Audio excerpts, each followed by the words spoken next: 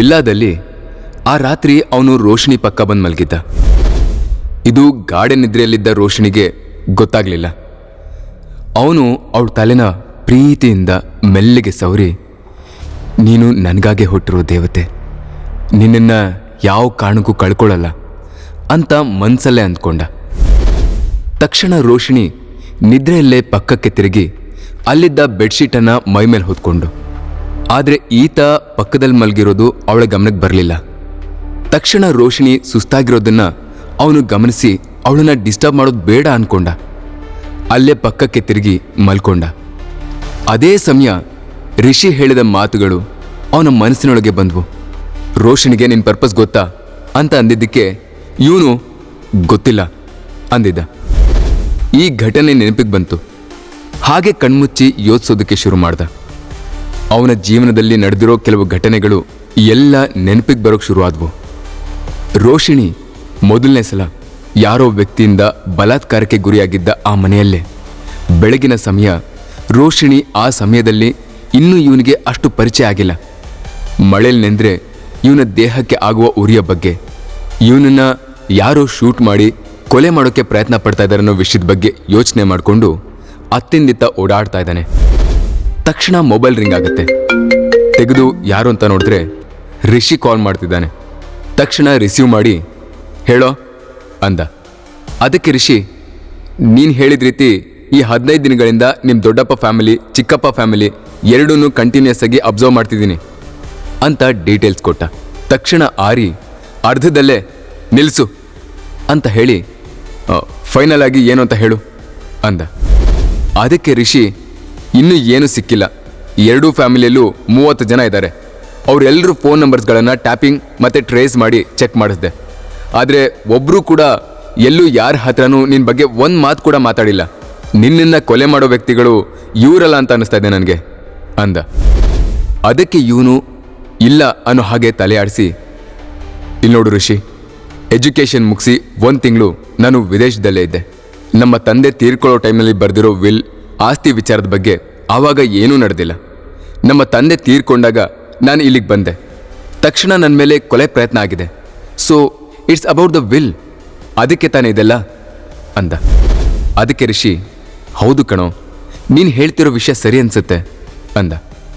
ಅದಕ್ಕಾರಿ, ನನಗೆ ಯಾರೋ ಬೇರೆಯವರು ನನಗೆ ಶತ್ರು ಆಗೋಕ್ಕೆ ಚಾನ್ಸೇ ಇಲ್ಲ ರಿಷಿ ಅಂದ. ಅದಕ್ಕೆ ರಿಷಿ ಏನೋ ಅರ್ಥ ಮಾಡ್ಕೊಂಡ ಹಾಗೆ, ಗೊತ್ತಾಯ್ತು ಕಣೋ ಅಂದ. ಸರಿ ಇರು, ನಾನು ಮತ್ತೆ ಕಾಲ್ ಮಾಡ್ತೀನಿ ಅಂತ ಹೇಳಿ ಕಾಲ್ ಕಟ್ ಮಾಡ್ದ. ಇತ್ತ ಆರಿ ಕೂಡ ಫೋನ್ ಇಟ್ಟು ಬೆಡ್ ಮೇಲೆ ಅಂಗಾತ ಮಲಗಿ ಡಾಕ್ಟರ್ ಹೇಳಿರೋ ವಿಚಾರದ ಬಗ್ಗೆ ಯೋಚನೆ ಮಾಡೋಕ್ಕೆ ಶುರು ಮಾಡ್ದ.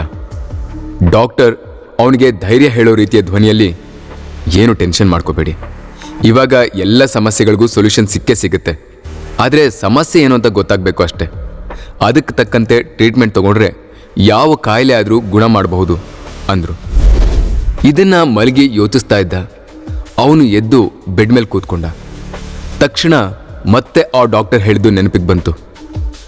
ತನಗೆ 10 ಕೋಟಿಯಲ್ಲಿ ಒಬ್ಬನಿಗೆ ಬರೋ ಕಾಯಿಲೆ ಬಂದಿದೆ, ಅದು ತಾನಾಗೆ ಬಂತಾ ಇಲ್ಲ ಯಾರಾದರೂ ಅದನ್ನು ಬರೋ ರೀತಿ ಏನಾದರೂ ಮಾಡಿದಾರಾ ಅಂತ ಹಲವು ಟೆಸ್ಟ್ಗಳನ್ನು ಮಾಡಿ ಚೆಕ್ ಮಾಡಿದಾಗ ಅದು 99% ಬೇರೆ ಯಾರೋ ಬೇಕು ಅಂತಲೇ ಮಾಡಿರಬೇಕು ಅನ್ನಿಸ್ತಾ ಇದೆ ಅಂತ ಡಾಕ್ಟರ್ ಅನುಮಾನ ಪಟ್ಟರು. ಇದನ್ನು ನೆನಪಿಸ್ಕೊಂಡ ಅವನು ಅವರ ತಕ್ಷಣ ಹೇಳಿದ ರೀತಿ ಟ್ರೀಟ್ಮೆಂಟ್ ತಗೊಳ್ಳೋಣ ಅಂತ ತೀರ್ಮಾನ ಮಾಡ್ದ. ಹೇಗೆ ನನ್ನ ಶತ್ರುಗಳು ಆ ವೈರಸ್ ಫಾರ್ಮುಲಾನ ನನ್ನ ದೇಹಕ್ಕೆ ಇಂಜೆಕ್ಟ್ ಮಾಡಿರಬಹುದು ಅಂತ ಯೋಚಿಸ್ದ. ಡಾಕ್ಟರ್ ಸಂದೇಹ ಪಟ್ಟು ಹೇಳಿದ್ದು ನಡೆದಿರಬಹುದು. ಬಾರ್ನಲ್ಲಿ ಕುಡಿಯುವಾಗ ನಾನು ಪೂರ್ತಿ ಮತ್ನಲ್ಲಿದ್ದಾಗ ಇಂಜೆಕ್ಟ್ ಮಾಡಿರಬಹುದು. ಇಲ್ಲ ಅಂದರೆ ನಮ್ಮ ಹೋಟೆಲ್ಗಳಲ್ಲೇ ಊಟ ಮಾಡುವಾಗ ಸೂಪ್ನಲ್ಲಿ ಅಥವಾ ಜ್ಯೂಸ್ನಲ್ಲಿ ಬೆರೆಸ್ಕೊಟ್ಟಿರಬಹುದು.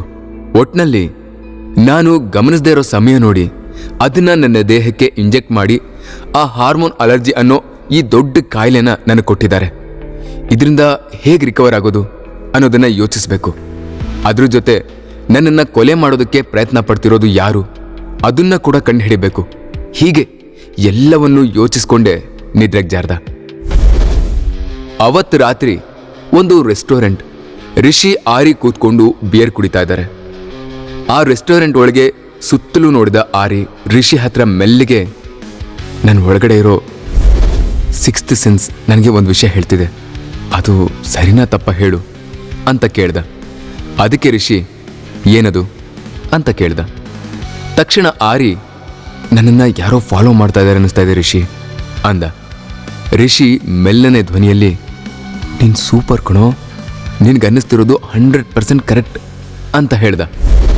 ಅವನು ಏನು ಹೇಳ್ತಾ ಇದ್ಯಾ ಅಂತ ಕೇಳ್ದ. ಅದಕ್ಕೆ ರಿಷಿ, ನಿನ್ನನ್ನು ಯಾರಾದರೂ ವಾಚ್ ಮಾಡ್ತಿದ್ದಾರಾ ಅಂತ ಚೆಕ್ ಮಾಡೋಕ್ಕೆ ಇಬ್ರು ಬಾಡಿ ಗಾರ್ಡ್ಸ್ನ ಇವತ್ತು ಬೆಳಗ್ಗೆನೆ ಅಪಾಯಿಂಟ್ ಮಾಡಿದೆ. ಇದೇ ಅವ್ರಿಗೆ ಮೊದಲ ಕೆಲಸ, ಇಲ್ಲಿಂದಾನೇ ಶುರು ಮಾಡಿದ್ದಾರೆ. ಅವರು ನಿನ್ನ ನಿಂತು ವಾಚ್ ಮಾಡ್ತಿದ್ದಾರೆ ಅಂತ ರಿಷಿ ಹೇಳ್ದ. ಆ ಬಾಡಿ ಗಾರ್ಡ್ಸ್ನ ಆರಿ ನೋಡ್ದ. ರಿಷಿ ಮಾತು ಮುಂದುವರಿಸ್ತಾ, ನನಗೆ ಬೇರೆ ದಾರಿ ತೋರಿಸ್ಲಿಲ್ಲ, ನಿನ್ನನ್ನು ಸೇಫಾಗಿ ನೋಡ್ಕೊಳ್ಳೋದು ನನ್ನ ಜವಾಬ್ದಾರಿ ಅಲ್ವಾ ಅಂದ. ಆರಿ, ಓಹೋ ಹಾಗಿದ್ರೆ ನನ್ನನ್ನು ನಿನ್ನೂ ಸೇವ್ ಮಾಡಿಬಿಡ್ತೀಯಾ ಅಂತ ಕೇಳ್ದ. ತಕ್ಷಣ ರಿಷಿ, ಹೌದು, ನಿನ್ನ ದೇಹ, ನಿನ್ನ ಜ್ಞಾನ, ನಿನ್ನ ಒಳ್ಳೆತನ ಇವೆಲ್ಲನೂ ಕಾಪಾಡೋದು ನನ್ನ ಕೆಲಸ ಅಲ್ವಾ ಅಂತ ಹೇಳ್ದ. ಆರಿ ನಗ್ತಾ, ವಾರದಲ್ಲಿ ಒಂದು ದಿನ ಒಂದಷ್ಟು ಸ್ಪರ್ಮ್ ದೇಹದಿಂದ ಆಚೆ ಹೋಗಲಿಲ್ಲ ಅಂದರೂ ಕೂಡ ಈ ಅಲರ್ಜಿ ಬರಬಹುದು ಅಂತ ಡಾಕ್ಟರ್ ಹೇಳಿದ್ರು ಅಲ್ವಾ, ಅದರಿಂದ ನನ್ನನ್ನು ಹೇಗೆ ಕಾಪಾಡ್ತೀಯಾ ಅಂತ ಕೇಳ್ದ. ಅದಕ್ಕೆ ರಿಷಿ, ಅದ್ರ ಬಗ್ಗೆ ಕೂಡ ಗಮನ ಕೊಟ್ಟಿದ್ದೀನಿ, 3 ಗ್ರೂಪ್ನಲ್ಲಿ ಸೇರಿಸಿದ್ದೀನಿ, ಗೊತ್ತಾಯ್ತಾ ಅಂದ. ಇದನ್ನ ಕೇಳಿ ನಕ್ಕ ಆರಿ, ಗ್ರೂಪಾ ಅಂತ ಕೇಳ್ದ. ಅದಕ್ಕೆ ರಿಷಿ, ಹೌದು ಅಂದ. ಆರಿ, ಲೇ, ನನ್ನ ಸ್ಪರ್ಮ್ ಸಮಸ್ಯೆಗೂ ನೀನು ಗ್ರೂಪ್ನಲ್ಲಿ ಸೇರೋದಕ್ಕೂ ಏನೋ ಸಂಬಂಧ ಅಂತ ಕೇಳ್ದ. ರಿಷಿ, ನಾನು ಸೇರ್ಕೊಂಡಿರೋ ಗ್ರೂಪ್ ಬಿಸ್ನೆಸ್ ಗ್ರೂಪ್ ಅಲ್ಲ, ನಮಗೆ ರಿಲ್ಯಾಕ್ಸೇಷನ್ಗೋಸ್ಕರ ರೋಸಸ್ ಸಪ್ಲೈ ಮಾಡೋ ಫ್ರೆಶ್ ರೋಸಸ್ ಗ್ರೂಪ್ ಅಂತ ಹೇಳ್ದ. ಅವನ ಮೊಬೈಲ್ ಫೋನ್ ತೆಗೆದು ವಾಟ್ಸಪ್ನಲ್ಲಿ ಆ ಗ್ರೂಪ್ ಓಪನ್ ಮಾಡಿ ಆರಿ ಕೊಟ್ಟ. ಅದನ್ನ ಆರಿ ನೋಡೋಕೆ ಶುರು ಮಾಡ್ದ. ಅದರಲ್ಲಿ ಪೂರ್ತಿ ಹುಡುಗಿರ ಫೋಟೋಗಳಿವೆ. ತಕ್ಷಣ ರಿಷಿ, ಇದರಲ್ಲಿ ಒಂದು 10 ಹುಡುಗಿರನ್ನ ಸೆಲೆಕ್ಟ್ ಮಾಡ್ಕೊ, ಮೊದಲ 10 ವಾರ ನಿನ್ನ ಸ್ಪರ್ಮ್ ಸಮಸ್ಯೆಗೆ ಸೊಲ್ಯೂಷನ್ ರೆಡಿ ಎಂದ. ತಕ್ಷಣ ಆರಿ ಫೋನ್ ರಿಷಿ ಕೈ ಕೊಟ್ಟು, ಹೋಗೋ, I am not interested in these things ಅಂದ.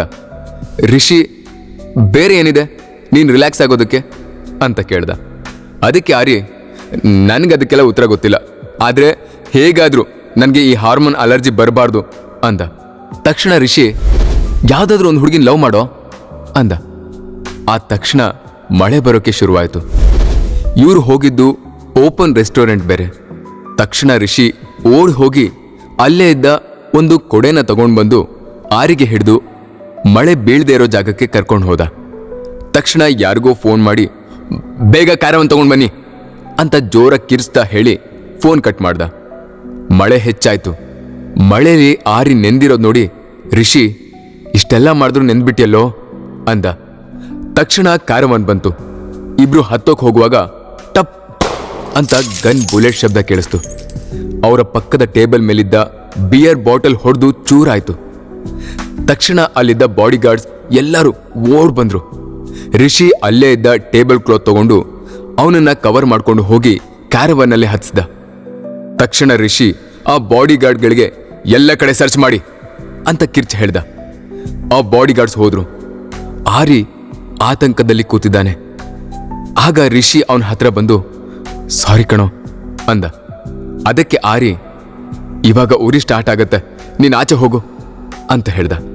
ಅದಕ್ಕೆ ರಿಷಿ, ಅಷ್ಟೆಲ್ಲ ನೀನ್ ಮಳೆಲಿ ನೆಂದಿಲ್ಲ ಬಿಡು, ಡೋಂಟ್ ವರಿ ಅಂತ ಹೇಳ್ದ. ಅಷ್ಟರಲ್ಲೇ ಆರಿ ಹಾ ಅಂತ 2 ಕೈ ಚಾಚಿ ಕಿರ್ಚ್ಕೊಂಡ. ರಿಷಿ ಅದನ್ನ ಆಶ್ಚರ್ಯ ಭಯದಿಂದ ನೋಡ್ದ. ಅವನಿಗೆ ಯಾವುದೋ ಹಾಲಿವುಡ್ ಸಿನಿಮಾದಲ್ಲಿ ಮನುಷ್ಯ ತೋಳವಾಗಿ ಬದಲಾಗ್ತಾನೆ, ಆವಾಗ ಅವನು ಕೊಡೋ ರಿಯಾಕ್ಷನ್ ಈಗ ಇವನಿಗೆ ನೆನಪಿಗೆ ಬಂತು. ಹಾಗೆ ಶಾಕ್ ಆಗಿ ನಿಂತ. ಮತ್ತೆ ಆರಿ ಇವನನ್ನೇ ನೋಡ್ತಾ ಆ ಅಂತ ಕಿರ್ಚ್ತಿದ್ದಾನೆ. ತಕ್ಷಣ ಆರಿ ಕಣ್ಣಿಟ್ಟ. ಪೂರ್ತಿ ಕತ್ಲು. ಅವನು ಮುಂದೆ ರೋಶಿನಿ ಕೂತ್ಕೊಂಡು ಮೌನವಾಗಿ ಇದನ್ನ ನೋಡ್ತಾ ಇದ್ದಾಳೆ. ತಕ್ಷಣ ಗಾಬರಿಯಿಂದ ಆರಿ ಎದ್ದು ಕೂತ. ಅದನ್ನ ನೋಡಿದ ರೋಶಿನಿ, ಯಾವಾಗ ಬಂದ್ರಿ ನೀವು ಅಂತ ಕೇಳಿದ್ಲು. ಇವನ್ಗಿರೋ ಸಮಸ್ಯೆ ಬಗ್ಗೆ ತಿಳಿಯದ ರೋಶಿನಿ ಜೊತೆಗಿದ್ದಾಳೆ.